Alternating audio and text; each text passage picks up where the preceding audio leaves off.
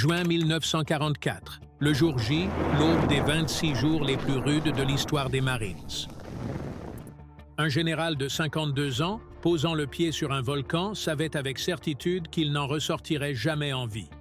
Le lieutenant-général Tadamichi Kuribayashi venait d'atteindre Iwo Jima, l'île de 20 km². Il contempla le sable sombre, huma le soufre jaillissant de la terre et réalisa sur le champ que le Japon l'avait en réalité envoyé vers une mort certaine. Il écrivit un jour « L'Amérique est trop forte pour être combattue, mais il dut désormais défendre ce rocher jusqu'au dernier homme. » Ce qu'il érigea sous l'île devint la bataille la plus brutale de l'histoire du corps des Marines. Abonnez-vous à No Man's Land pour plus d'histoires inédites sur la guerre du Pacifique. Le 19 juin 1944, un avion de transport atterrissait sur une piste formée de cendres volcaniques. Dès qu'il posa le pied sur Iwo Jima, le lieutenant-général Tadamichi Kuribayashi sut que l'île serait sa tombe. La chaleur était suffocante, le sable noir recouvrait tout. Au sud, le mont Suribachi s'élevait, sombre avertissement. Kuribayashi, officier de carrière de 52 ans, était en possession d'ordres signés de la main même du Premier ministre Hideki Tojo, stipulant « Défendez cette île jusqu'au dernier homme ». Son épouse, Yoshi, avait déjà rapporté qu'il avait prononcé ces mots « Pas même mes cendres n'en reviendront ». Cette affectation fut à la fois un privilège et un arrêt de mort. Quelques jours auparavant, il avait eu une audience privée assez rare avec l'empereur Hirohito. Cependant, beaucoup croient qu'il fut sélectionné non par honneur, mais parce que le commandement de Tokyo voulait l'écarter. Kuribayashi avait autrefois servi comme attaché militaire adjoint aux États-Unis. De 1928 à 1930, il visita des usines US, étudia à Harvard et constata la puissance industrielle américaine. Il écrivit « L'Amérique est le dernier pays que le Japon devrait combattre. » Sa puissance industrielle dépasse l'imagination. Au temps où la doctrine japonaise glorifiait l'esprit plutôt que les ressources, ce réalisme le rendait dangereux.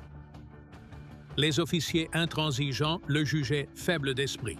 Pour certains, l'envoyer à Iwo Jima, seul et dépassé, était un moyen de le réduire au silence.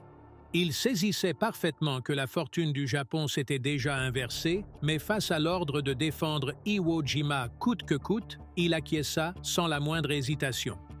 Pour lui, le devoir primait toujours sur sa propre survie. L'île se trouvait à 1200 km au sud de Tokyo, directement sur la trajectoire des bombardiers américains venant des Mariannes. Kuribayashi comprit immédiatement une chose, il ne pouvait pas gagner, mais il pouvait retarder l'échéance. Si son sacrifice offrait ne serait-ce qu'un seul jour de protection au Japon continental, alors, selon ses propres mots, cela vaudrait un jour de plus pour nos enfants. Il s'avança sur les cendres, parfaitement conscient qu'il s'apprêtait à entrer dans l'histoire en tant qu'homme déjà condamné. Pour comprendre pourquoi Kuribayashi a accepté une mort certaine, il faut comprendre pourquoi cette petite île était si importante. Iwo Jima n'était qu'un rocher volcanique de 20 km², mais sa position en faisait l'un des territoires les plus précieux de toute la guerre du Pacifique. Elle se situait à mi-chemin entre les bases américaines des îles Mariannes et le Japon continental, juste sur la trajectoire de vol des bombardiers B-29 Superfortress qui se dirigeaient vers le nord pour frapper Tokyo et d'autres grandes villes. Le Japon se servait d'Iwo Jima comme poste d'alerte. 3 aérodromes sur l'île permettaient aux avions de chasse japonais d'intercepter les bombardiers bien avant qu'ils n'atteignent le sol national. Les unités radars sur place pouvaient détecter les avions américains des heures à l'avance et prévenir les défenses continentales. Tant qu'Iwo Jima demeurait aux mains des Japonais, les missions de bombardement étaient constamment en danger et n'avaient qu'un faible soutien de chasseurs. Mais si les Américains prenaient Iwo Jima, tout changeait. Les bombardiers endommagés pouvaient y atterrir en toute sécurité au lieu de s'écraser. Les chasseurs P-51 Mustang pouvaient en décoller et escorter les bombardiers jusqu'au Japon, ce qu'ils étaient incapables de faire depuis les Mariannes à cause de leurs limites de portée. L'île aurait également servi de point de rassemblement stratégique pour le mouvement des troupes et l'approvisionnement en vue d'une prochaine invasion du Japon. Kuribayashi avait étudié les capacités américaines plus que presque tout officier japonais. Il savait les États-Unis riches en industrie et carburant. Il savait que si les Américains pouvaient lancer des opérations depuis Iwo Jima, le Japon continental n'aurait plus de marge de manœuvre. Perdre l'île signifiait exposer le cœur de l'Empire. Il accepta de ne pouvoir empêcher les Américains de prendre Iwo Jima. Leur aviation, leur force navale et leur puissance logistique éclipsaient tout ce qu'ils possédaient, mais il pensait pouvoir leur faire payer un si lourd tribut en sang que cela pourrait retarder l'invasion du Japon. Dans une de ses dernières lettres, il écrivit « Si nos enfants vivent en sécurité juste un jour de plus, défendre cette île aura un sens. » Il ne se battait pas pour la victoire, il se battait pour gagner du temps, et le temps était tout ce qu'il restait au Japon. La première décision de Kuribayashi, en tant que commandant, fut de rejeter tout ce que l'armée japonaise avait enseigné pendant des décennies. La doctrine standard disait de défendre le littoral, d'affronter l'ennemi dès son débarquement et de mourir glorieusement dans une charge finale si nécessaire. Cette stratégie avait échoué à Tarawa, les défenses furent anéanties avant que les Marines ne débarquent. Elle échoua à Saipan. Des milliers d'hommes y moururent dans des attaques banzai futiles qui ralentirent peu l'avancée américaine. Kuribayashi comprit que reproduire ces tactiques à Iwo Jima équivaudrait à un suicide dénué de sens. En conséquence, il émit des ordres radicalement nouveaux. Aucune défense ne fut concentrée sur la plage, ni aucune charge banzai, ni même un sacrifice inutile. Au lieu de cela, il bâtirait une forteresse sous terre, forçant les Américains à se battre pouce par pouce à travers l'île. Il voulait que chaque position soit fortifiée, chaque approche couverte par des tirs croisés, chaque tunnel connecté à un autre. Si les Américains débarquaient sans opposition, ils avanceraient avec confiance, et c'est à ce moment-là qu'ils frapperaient. Il dit à ses officiers « Laissez-les débarquer, puis tuez-les une fois qu'ils seront piégés. » C'était une rupture totale avec le code du guerrier japonais qui glorifiait les attaques frontales. Sa stratégie était purement tactique. Survivre au bombardement, combattre depuis les profondeurs, infliger un maximum de pertes et retarder la défaite du Japon aussi longtemps que possible. Pour ce faire, Kuribayashi affecta 25% de ses effectifs totaux aux travaux d'excavation, malgré les objections des officiers qui voulaient plus de temps pour l'entraînement. Il pensait que creuser importait plus que les exercices. Les canons navals et les bombardiers rasaient la surface, mais des tunnels dans la roche volcanique absorbaient les coups. Il étudia le terrain, marqua des positions d'artillerie cachées derrière les crêtes et ordonna des lignes défensives permettant un combat en repli sur plusieurs niveaux. De nombreux jeunes officiers pensaient qu'il abandonnait l'esprit samouraï. Il a simplement répondu « Le seul esprit ne peut arrêter les obus. » Kuribayashi n'a pas préparé Iwo Jima pour être un champ de bataille. Il l'a préparé comme un piège, un endroit où des milliers d'Américains s'attendraient à une victoire rapide, mais découvriraient plutôt l'enfer qui les attendait sous terre. Les travaux qui suivirent poussèrent les soldats au-delà de leurs limites. Sous la supervision de Kuribayashi, Iwo Jima devint l'une des positions les mieux fortifiées du Pacifique. Les ingénieurs et bataillons furent chargés de transformer la roche volcanique en forteresse souterraine.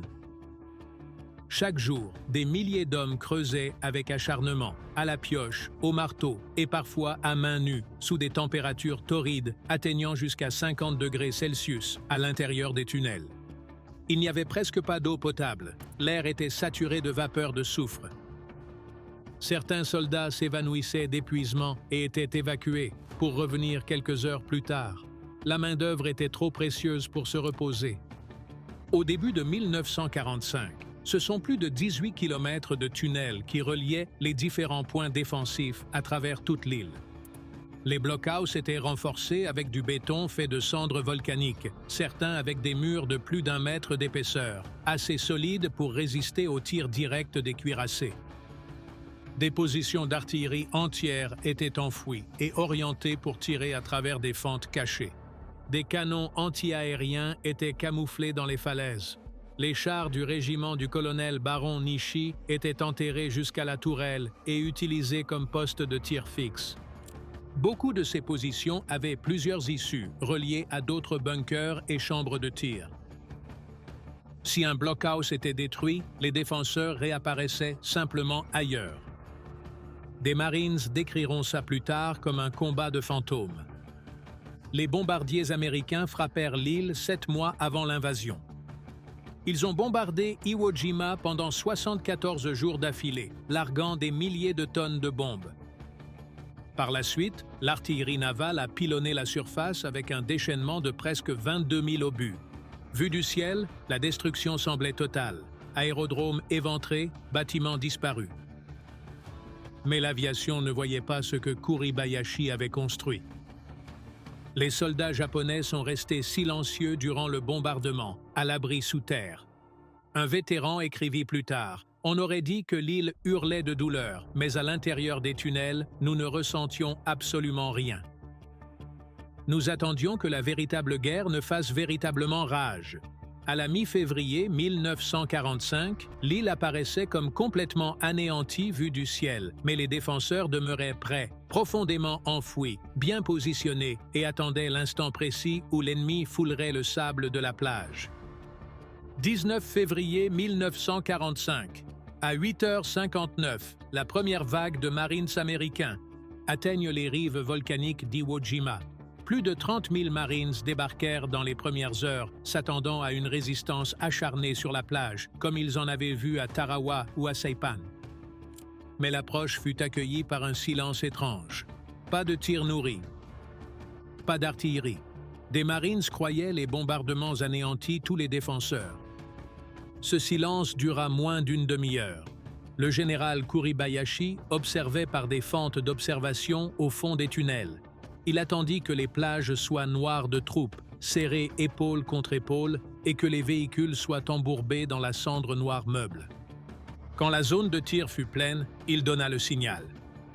À 9h30, très exactement, chaque arme dissimulée ouvrit le feu simultanément. Artillerie, mortier, mitrailleuses lourdes et canons anti-chars. Certains obus étaient si précis que des Marines diront plus tard avoir eu l'impression que l'ennemi avait mesuré chacun de leurs pas. En quelques secondes, la plage devint ce qu'ils nommèrent un hachoir à viande. Les Marines s'enfonçaient dans le sable volcanique, peinant à avancer tandis que les tirs les déchiquetaient plus vite qu'ils ne pouvaient réagir. Rien que le premier jour, plus de 500 hommes trouvèrent la mort et 1800 autres furent blessés. Les péniches de débarquement brûlaient sur la grève, les flammes se propageant dans l'eau mazoutée. Les bulldozers et les tanks Sherman essayaient de tracer des chemins d'évasion à travers la cendre, mais beaucoup furent anéantis avant de trouver refuge.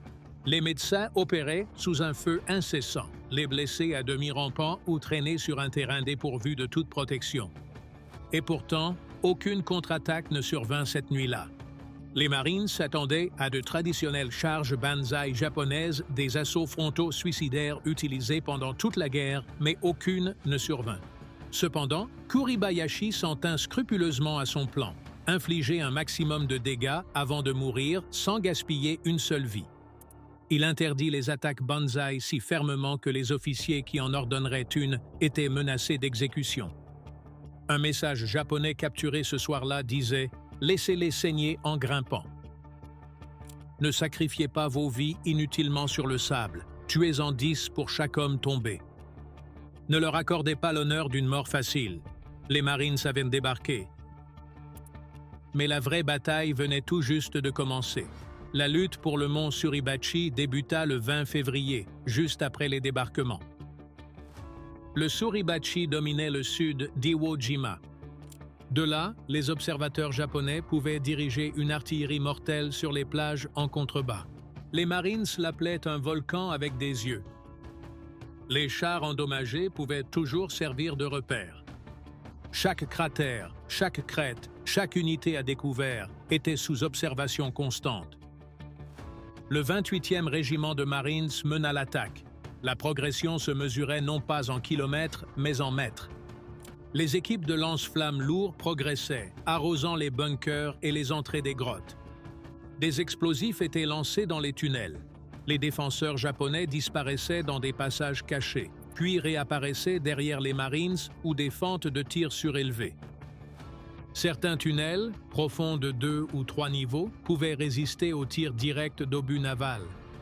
Un marine a décrit la situation ainsi. On les éliminait à un endroit, puis ils nous tiraient dessus par derrière. C'était comme combattre des fantômes à l'intérieur de la roche. Le sable volcanique rendait tout plus difficile. Impossible de creuser de vrais trous de combat. Les grenades rebondissaient et roulaient vers vous. Les véhicules surchauffaient. Les unités lance-flammes, étant les cibles principales, subirent plus de 90% de pertes. Mais sans ces équipes, le progrès ralentissait jusqu'à l'immobilisme. Durant 3 jours terribles, les Marines ont progressé à travers soufrières et rochers sous des tirs incessants de snipers. Certains tunnels étaient si chauds que les fusils s'enrayaient et les rations d'eau s'épuisaient avant midi. Les Marines combattaient masqués à cause des fumées toxiques. La résistance était fanatique mais précise, pas d'attaques inutiles. Chaque soldat japonais devait tuer 10 Américains avant de mourir. Beaucoup approchèrent de ce chiffre. Le 23 février, une petite patrouille atteignit le sommet. À 10h20, ils hissèrent un petit drapeau américain. Sur l'île, les Marines exultèrent. Les navires sonnèrent leurs cornes. Des hommes pleuraient ouvertement, même sous le feu. Plus tard ce même jour, un drapeau plus grand le remplaça, immortalisé par l'objectif de Joe Rosenthal. Cette photographie allait définir le corps des Marines. Mais ce que la plupart ignoraient, c'est que la bataille sur le Suribachi n'était pas terminée. Malgré le drapeau hissé, des soldats japonais luttaient dans les tunnels des semaines durant. Certains ont lancé des attaques finales désespérées. D'autres se sont simplement enfermés, préférant mourir de faim ou d'étouffement plutôt que de se rendre. Le drapeau sur la montagne symbolisait la victoire, mais en dessous, la guerre respirait encore dans l'obscurité. Si Suribachi fut le prélude, les forteresses du Nord furent le véritable acte d'horreur. Kuribayashi savait la chute des plages.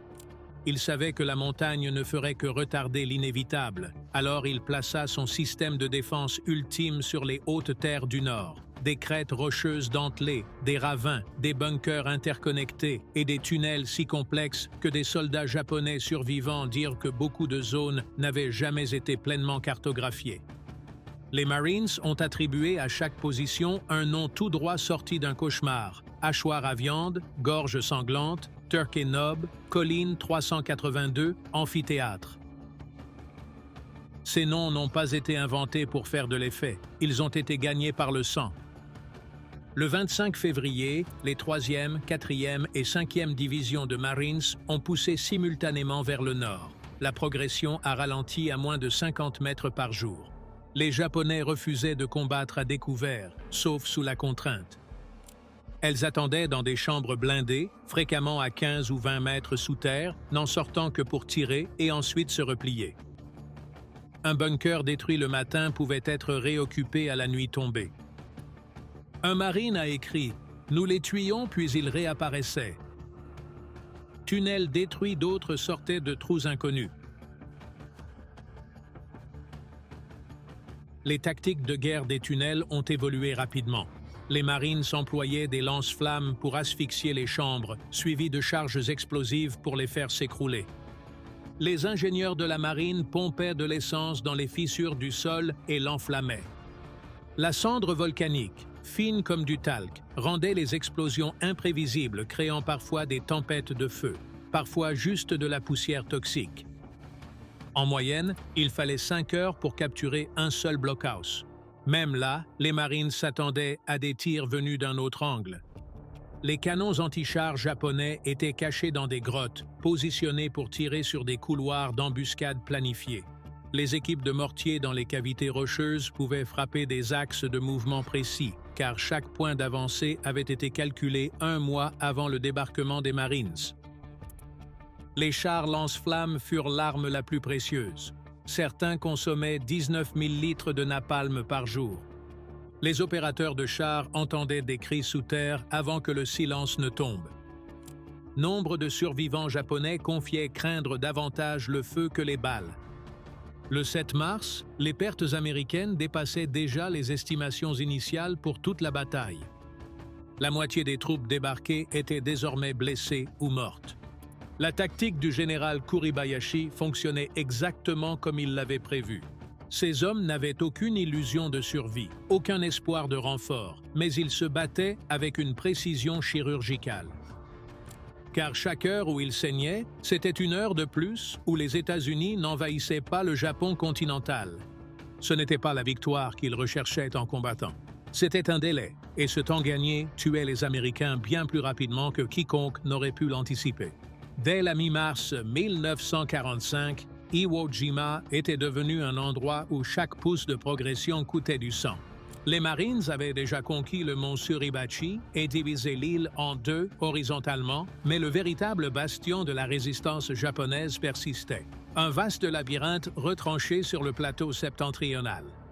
La cendre volcanique, qui avait autrefois rendu les déplacements difficiles, était maintenant détrempée par la pluie et le sang, transformant chaque zone basse en piège de boue. Les Marines la décrivaient comme « combattre à la surface de Mars ».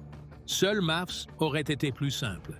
Les défenseurs japonais opéraient tels des ombres. Ils trépassaient rarement là où leurs tirs partaient. Ils transitaient par des tunnels dissimulés, acheminaient les munitions à la chaîne humaine et patientaient pour contre-attaquer que les Marines s'épuisent à sécuriser une position.